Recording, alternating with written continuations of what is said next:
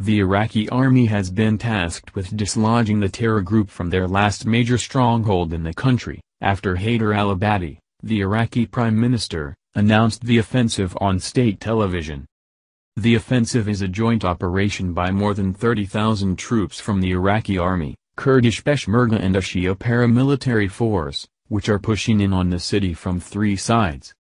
Some 8,000 jihadists are believed to be in Mosul, which has been under ISIL's control since the militants swept through northern Iraq in the summer of 2014. The city is important to the group both strategically, for its proximity to its territory in neighboring Syria and to its supply route through Turkey, as well as symbolically. In recent weeks the army and its allies have staged a gradual advance on Mosul while the US-led coalition has been bombing key ISIL targets to weaken the group ahead of the ground offensive. There are fears for the some 1.5 million residents ISIL is using as human shields. ISIL has threatened anyone caught leaving with execution, and snipers, landmines and trenches are preventing most from attempting it. The militants have dug a 7 feet by 7 feet trench on the perimeter of the city, which they plan to fill with burning oil when the troops move in to obscure their view.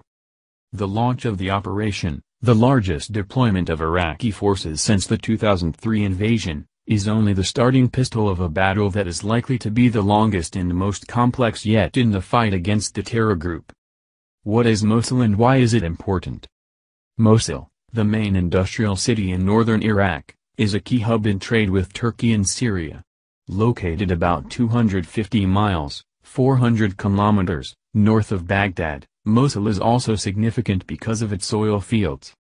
It has traditionally had a diverse population. At the start of the 21st century, its people were composed of majority Arab Sunnis living alongside Assyrian Christians, Kurds, Yazidis and Turkmen and other minorities. But the city has been occupied by ISIL since June 2014. Mosul is ISIL's largest and last remaining bastion of power in Iraq and where the group has its roots. Abu Bakr al-Baghdadi, its Iraqi leader, announced the formation of the caliphate in the city. Some analysts say the recapture of Mosul would spell the end for ISIL in Iraq and the group would effectively be confined to Syria, where they are also under pressure and losing territory. Who is involved and what are their objectives? An easier question to answer would be who is not involved? The offensive is being carried out by a complicated combination of regional and international forces with competing objectives. While the rival forces share an immediate common goal of liberating Mosul from ISIL, in the long term they will potentially be in conflict over what happens next. Iraq's government wants to reassert control over the country's second city. However, Kurdish forces are looking to expand their semi-autonomous state, which skirts around Mosul to the north and east. They say they will keep any land they capture, which will become part of a larger Kurdistan. The operation is complicated further by Sunni neighbor Turkey's insistence on having some of its own troops on the front line. More than 2,000 Turkish soldiers have been training Sunni Muslim and Peshmerga units at Iraq's Pashika camp and want them involved in the assault, warning that Shia militias might reap revenge on the city's residents. Turkey has a historical claim to the city from the days of its Ottoman rule and wants a say in its future governance.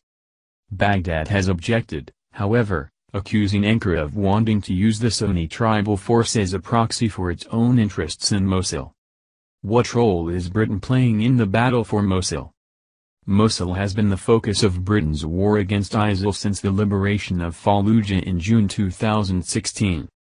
Britain's effort, codenamed Operation Shader, has seen 8 RAF Tornado and 6 Typhoon jets fly armed reconnaissance and airstrike missions supporting Kurdish and Iraqi troops closing in on the city.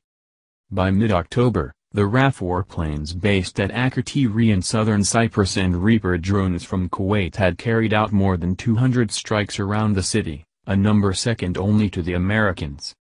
RAF spy planes based in Cyprus have also spent weeks mapping out enemy positions and movements and intercepting communications. On the ground, small groups of British SAS troops are advising Kurdish Peshmerga fighters and helping coordinate airstrikes. Away from the front line, around 500 British soldiers at bases including Al Asad, Jaji, Bismillah and Erbil have been training Iraqi and Kurdish troops in battlefield medicine, how to deal with Isil bombs and basic infantry drills ahead of the offensive. Instructors have spent months preparing the Iraqi forces to breach Islamic State bomb belts thought to surround the city. How long will the battle last? Haider al-Abadi, the Iraqi president, said he hoped Mosul would be liberated by the end of the year. But even conservative estimates suggest it could take at least 3 months of street-to-street fighting to retake Iraq's second city. There are fears for the 1.5 million residents Isil is using as human shields. Isil has threatened anyone caught leaving with execution, and snipers, landmines and trenches are preventing most from attempting it. The Iraqi Air Force dropped thousands of leaflets over Mosul over the weekend to warn residents, who have largely been cut off from internet and phone lines, of a looming offensive. Residents of the Sunni-majority city are also worried about Shia militias entering with the Iraqi army. There are fears that the Popular Mobilization Unit, PMU, a strong paramilitary group that the government has relied on in the fight against Isil, could take advantage of the chaos after the liberation to inflict sectarian reprisals on local Sunnis as they have in other towns. Aid agencies are also warning that the battle will likely spark a humanitarian crisis, warning that up to 1 million people may be displaced by the fighting as winter sets in. More than 100,000 people have already fled to about half a dozen pop-up tent cities.